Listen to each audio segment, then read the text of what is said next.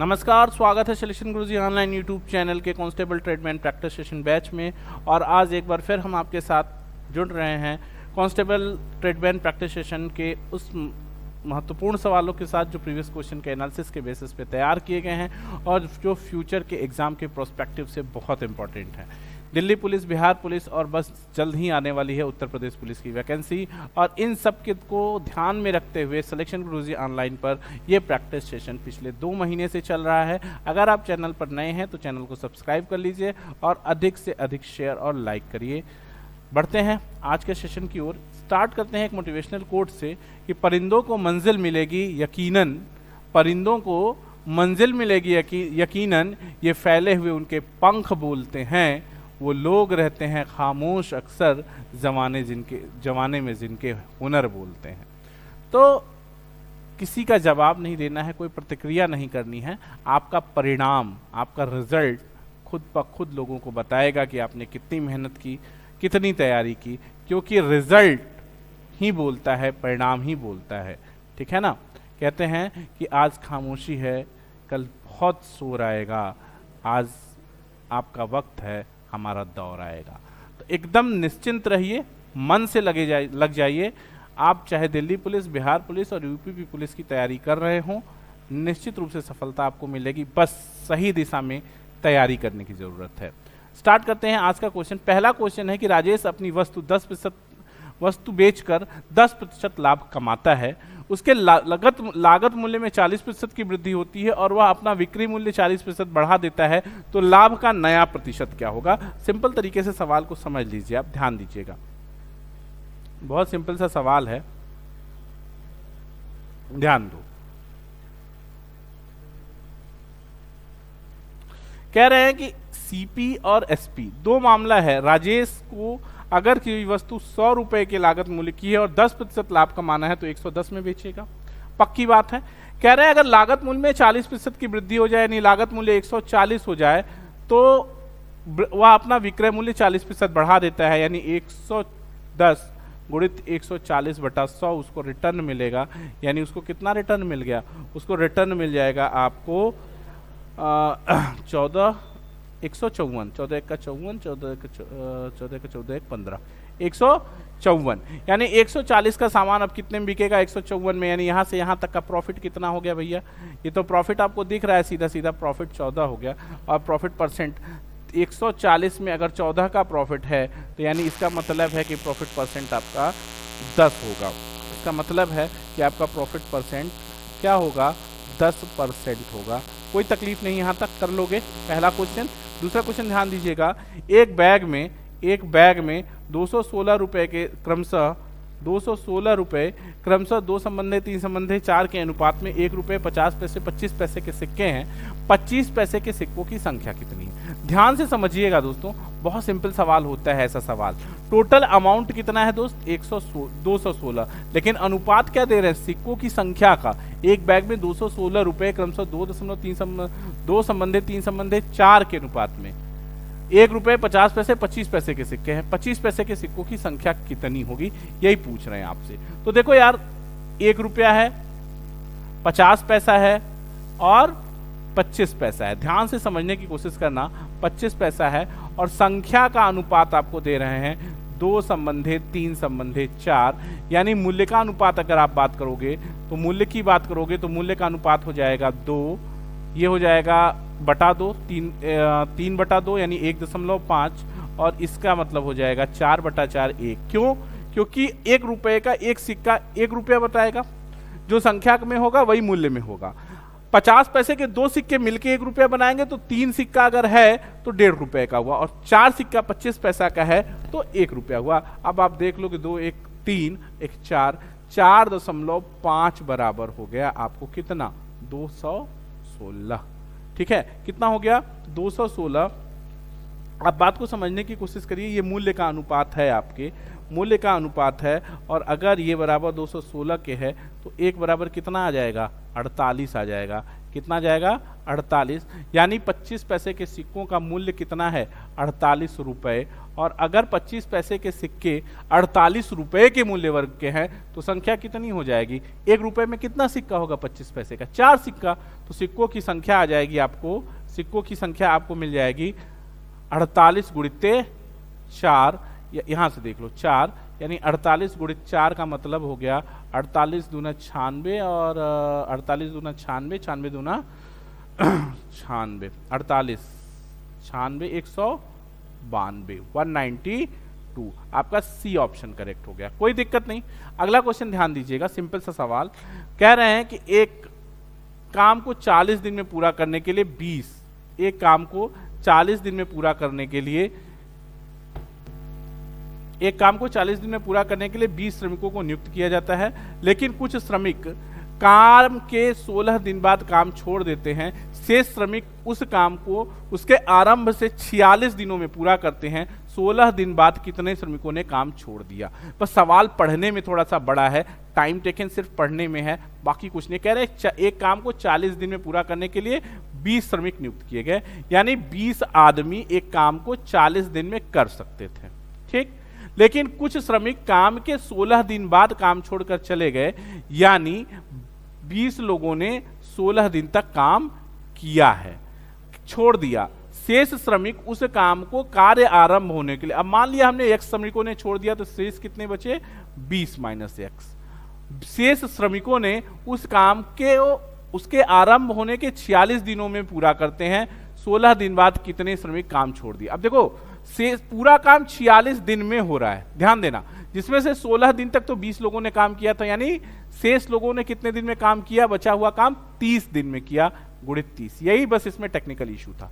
इस सवाल का टेक्निकल पॉइंट यही था कि शेष श्रमिक उस काम को उसके आरंभ से 46 दिनों में पूरा करते हैं, यानी जो शेष श्रमिक हैं, या यूं कह लीजिए कि बचा हुआ पूरा काम या प्रारंभ से पूरा काम 46 दिनों में पूरा हुआ।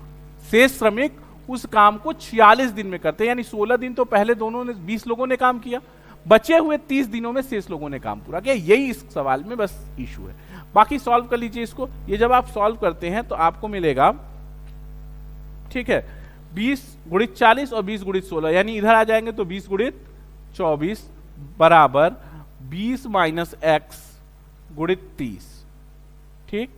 30 का 0, 20 का 0 खत्म, 8 त्रिके 24, 8 बार हो गया ना, हाँ। और ये 16 बराबर हो गया 20 माइनस एक्स, या x बराबर हो गया 4, यानी 4 आदमी काम छोड़कर चले गए थे। ये आपका ऑप्शन सी सही हो जाएगा, कोई दिक्कत नहीं है यहां तक, सही है। अगला क्वेश्चन ध्यान दीजिएगा। अगला क्वेश्चन क्या कह रहे हैं, एक कमीज 4% और 5% के लाभ पर बेची जाती है, लाभ का अंतर 3 रुपया है, तदनुसार उस कमीज की लागत मूल्य और दोनों विक्रय मूल्य ज्ञात कीजिए। बिना पेन पेपर का सिंपल सा सवाल है, समझने की कोशिश करो।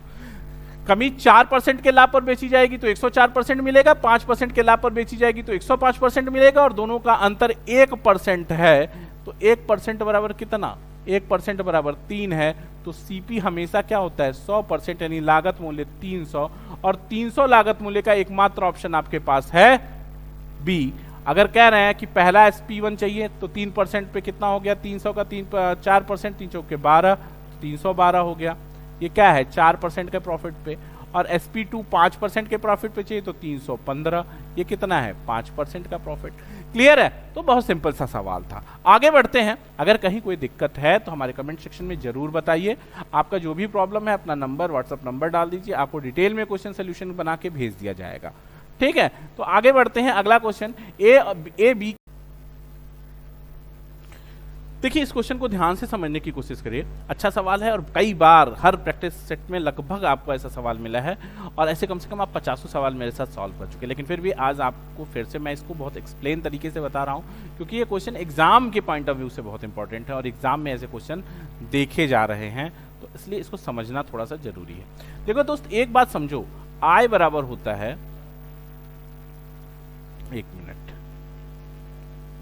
आय बराबर होता है खर्च या व्यय प्लस बचत, या यूं कह सकते हैं कि आय माइनस बचत बराबर व्यय या खर्च। जो भी समझ लो, खर्च। अब आप देखो क्या कह रहे हैं आपसे कह क्या रहे हैं कि ए और बी दो लोग हैं, इनकी आय का अनुपात 5 संबंधी 4 है, यानी 5 है और 4 है, यानी आप ये कह सकते हैं कि 5x है और 4x है, और ये है क्या, इनकी आय है, कोई तकलीफ नहीं।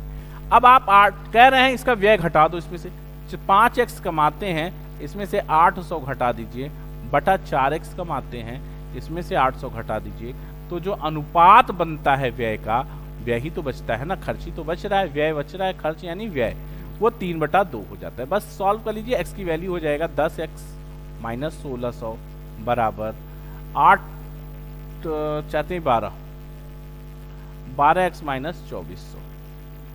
सॉल्व कर लेंगे तो यहाँ आ जाएगा 12 माइनस में तो minus 2x is equal to minus 800, या x बराबर 400। क्या कह रहे हैं, ए की आय कितनी हो जाएगी, 2000। ए की आय 5x और 5x बराबर हो जाएगा 2000। आपका सी ऑप्शन करेक्ट हो जाएगा। ठीक है, आगे बढ़ते हैं, अगला क्वेश्चन ध्यान दीजिएगा। कह रहा है कि पिता की उम्र उसके पुत्र के उम्र की 4 गुनी है। 5 वर्ष पहले पिता की उम्र पुत्र के उम्र की 9 गुनी थी। पिता की वर्तमान आयु ज्ञात कीजिए। बिना pen paper, hit and trial means option से। कैसे, अगर 28 है, पिता की वर्तमान आयु 28 है, जो पुत्र की 4 गुनी है, तो पुत्र 7 का हो जाएगा। पुत्र 7 का, तभी तो पिता 4 गुना, 7 चौक 28। 5 वर्ष पहले पिता कितना, 23 का, और पुत्र कितना, 3 का। 9 गुना है क्या, नहीं, गलत ऑप्शन। 32, अगर पिता 32 है तो पुत्र 8 होगा, तभी तो 8 चौक 32, 4 गुना होगा। 5 वर्ष पहले ये 3 का हो जाएगा, 5 वर्ष पहले ये 3 साल का हो जाएगा बच्चा, और पिता हो जाएगा 27 का, तो 3 9 27, 32 सही है। बस हिट एंड ट्रायल से मार देना है आंसर, ऑप्शन से, कोई तकलीफ नहीं ना, कर लोगे। अगला क्वेश्चन क्या कह रहे हैं कि एक व्यवसाय 3500 रुपए से आरंभ करता है। 5 महीने के बाद, देख लीजिए कि यहाँ टाइपिंग एरर था, मैंने पहले से बना दिया है बी। 1 महीने के बाद बी उसका साझेदार बन जाता है। 1 वर्ष बाद दोनों के बीच लाभ को 2/3 2 संबंधी 3 के अनुपात में विभाजित किया जाता है, तो बी की पूंजी निवेश ज्ञात कीजिए। बहुत सिंपल है, समझने की कोशिश करिएगा ध्यान से कि एक 35,000 रुपए लगाता है और कितने महीने, 12 महीने काम करता है। बी क्या करता है, बी उसका साझेदार बन जाता है, मान लीजिए पी पूंजी लगाता है, और कितने महीने तक, 5 महीने बाद आया तो 7 महीने तक काम किया है, और यह अनुपात निवेश का है, तो यही लाभ का अनुपात होता है 2/3। अब आप देख लो, पी पूछ रहे हैं आपसे क्या होगा, तो काट लो इसको, 7 5 35, 500 यहां हो गया, ये काटोगे तो अब कुछ नहीं कटना है, 3 से गुणा, 2 6 12, ठीक है, और 3 दूनी 6, तो P बराबर आपको मिल जाएगा, P बराबर आपको मिल जाएगा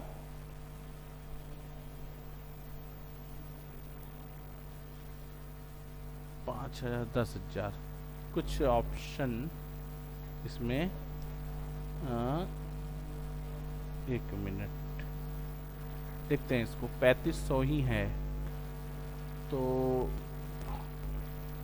भैया 3500 गुणित 12, ठीक है, ये इसका हो गया, और ये P लगाया गुणित 5 महीने बाद आया तो 7 बराबर 2/3, ठीक है, तो 7 से मैंने 500 कटा, ये 12 था, 2 6 12, 3 दूनी 6, P ये कितना आ गया, 1000, ठीक है, P कितना आ गया, 1000, आपके ऑप्शन में नहीं है ना, ध्यान से फिर से समझ लेते। 3500 रुपया, थोड़ा सा कंफ्यूजन हो गया, 12 महीने लगा है, ठीक, और P क्या कर दिया, P गुणित 7 हो गया, 7 महीने काम किया, 5 माह बाद ही आया है ना,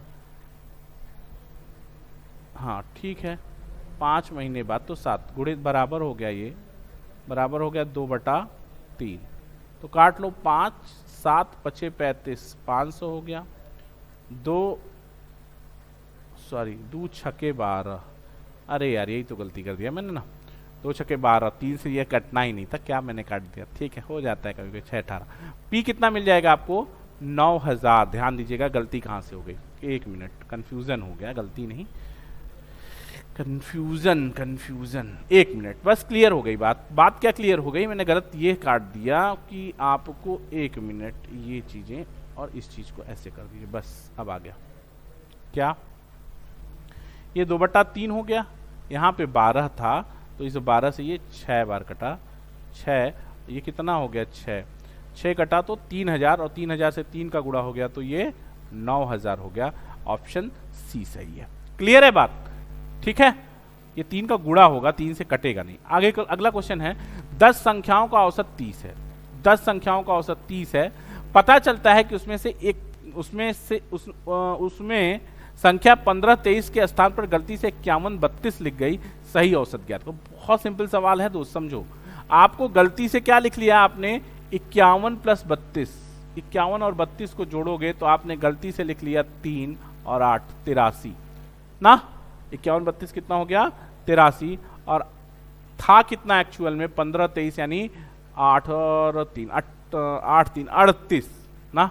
15 + 23 की बात कर लोगे तो 15 10 23 10 33 5 38। आपने कितना ज्यादा योग में बढ़ा लिया, 13 में से 8 गया 5 और ये 7 में से 4, ये आपने योग में 45 ज्यादा ले लिया। तो योग में अगर 45 ज्यादा हो गया, योग में 45 ज्यादा हो गया तो औसत में कितना, 10 संख्याओं का है तो योग औसत में कितना ज्यादा हो गया, 4.5 ज्यादा हो गया होगा।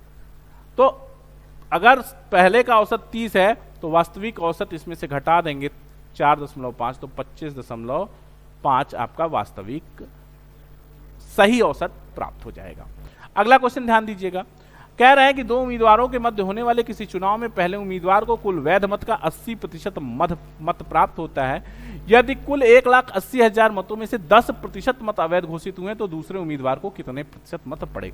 बहुत सिंपल सवाल है, सिर्फ आपको कैलकुलेशन करना है कि 1,80,000, ध्यान देना 1,80,000 वोट हैं, जिसमें से 80% वैध, कुल मतों का 20, हाँ 80, इतने में 10% मत अवैध हो गए तो वैध कितने हुए 90/100, और जीतने वाले को वैध मतों का 80% मत प्राप्त हुआ तो हारने वाले को वैध मतों का 20% वोट प्राप्त हुआ, यानी गुणित 20/100, गुणित 20/100। आप सॉल्व कर लीजिए, हारने वाले कैंडिडेट का आपको मिल जाएगा कि हारने वाले कैंडिडेट को कितना वोट मिला। तो पहले तो ये 4 जीरो इस 4 जीरो से खिसका दीजिए भैया। अब आप देख लिए 9 दूनी 18, 18 18 हम 324, डबल जीरो चिपका दीजिए, 32,400 हारने वाले उम्मीदवार को मिले। फिर से समझ लो, 1,80,000 टोटल वोट, 10% अवैध हैं तो 90% पोल हैं वैध है, और इसका 80% जीतने वाले को मिला तो इसका 20% हारने वाले को मिलेगा, जो 32,400 है। यहां तक कोई तकलीफ नहीं है। अगला क्वेश्चन ध्यान दीजिएगा, अगला क्वेश्चन है कि चीनी की कीमत 10% कम हो जाने पर, ध्यान से समझिएगा, चीनी की कीमत 10% कम हो जाने पर 227 रुपए में 5 किलो चीनी ज्यादा खरीद सकते हैं, 5 किलो चीनी ज्यादा खरीद सकते हैं।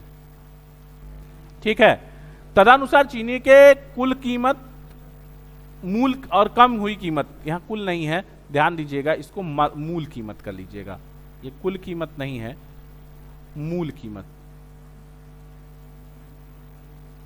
मूल कीमत और कम हुई कीमत का अंतर प्रति किलोग्राम कितना है। ध्यान से समझो, 270 रुपए में अगर आप कल तक x kg चीनी खरीद पाते थे तो 10 रुपए रेट कम हो गया, तो 270 रुपए में आप क्या कर पाएंगे, 270 रुपए में आप x + 5 kg चीनी खरीद पा रहे हैं।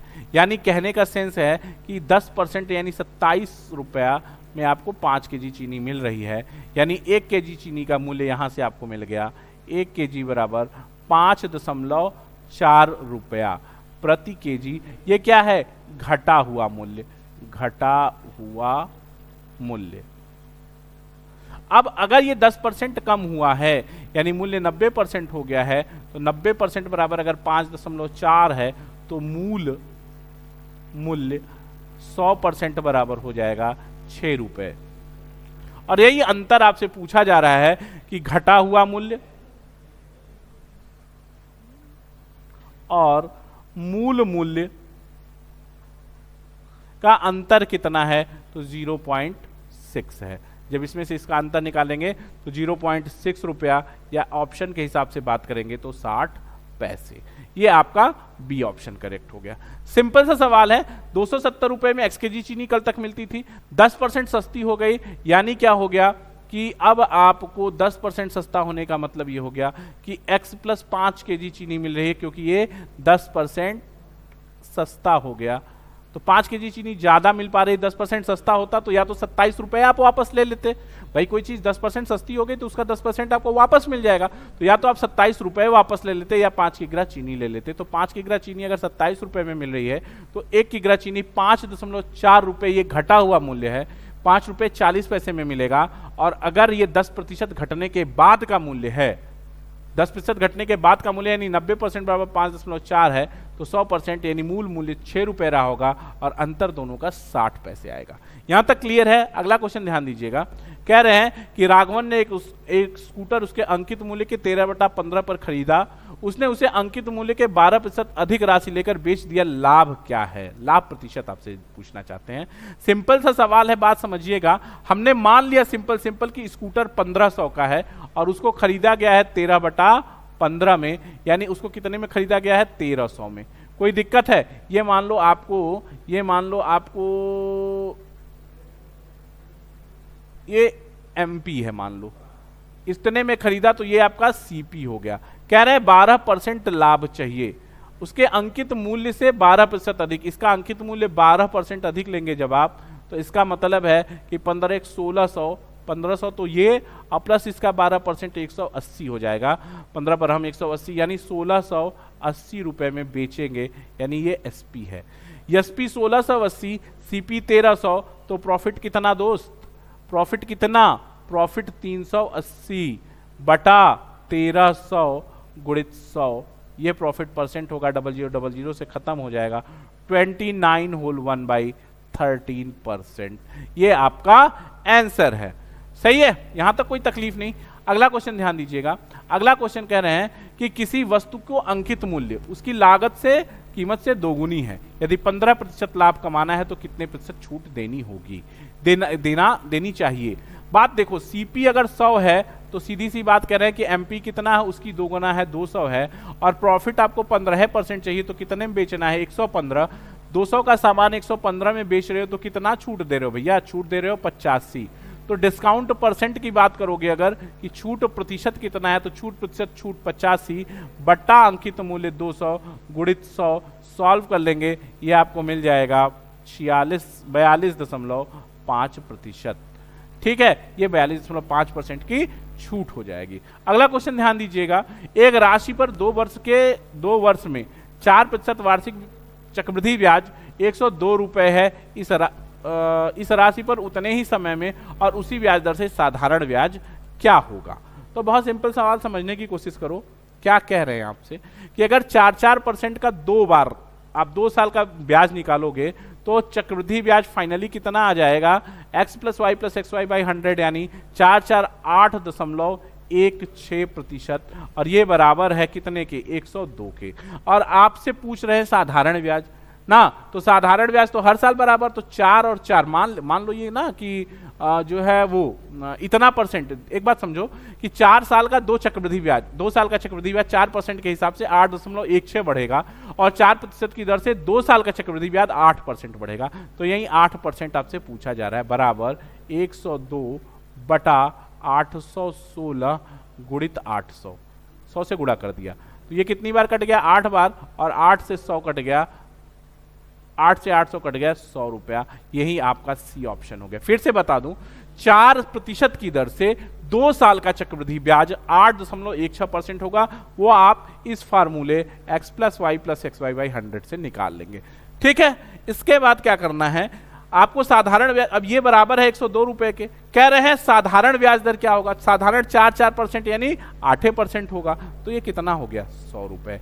क्लियर है मेरी बात? आगे बढ़ते हैं। अगला क्वेश्चन सिलेक्शन गुरुजी पर अब नहीं है, अब सिलेक्शन गुरुजी के प्रैक्टिस सेशन बैच में आज इतना ही। कल फिर मुलाकात होगी कुछ बेहद और शानदार सवालों के साथ हम प्रैक्टिस करेंगे जुनून बैच में। तब तक के लिए नमस्कार, देखते रहिए सिलेक्शन गुरुजी ऑनलाइन। जय हिंद, जय भारत।